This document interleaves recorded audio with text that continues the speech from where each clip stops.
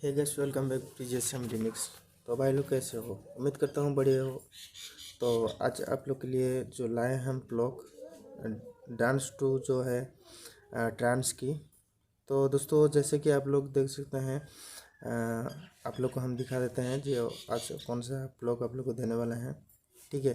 तो दोस्तों, जैसे कि थर्ड पार्टी होती है कंप्यूटर में प्रीसेट, नेक्सस और ऐसे अलग अलग जो प्रीसेट होती है प्लगइन की।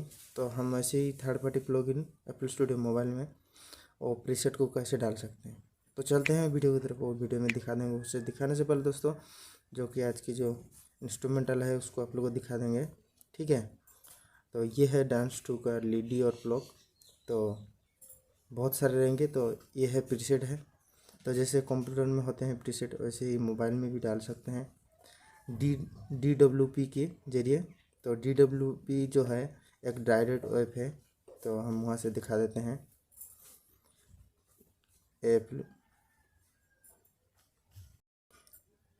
तो ये एप्पल स्टूडियो का अंदर रहता है DW जो प्रीसेट है। तो उसको हम लोग इंस्ट्रूमेंटल का अंदर छोड़ सकते हैं और छोड़ने के बाद वो प्ले हो जाता है और वहाँ से लीडी प्लग हम बना सकते हैं। तो चलते हैं वहाँ से, हम लोग आप लोग को दिखा देंगे कैसे बनाते हैं।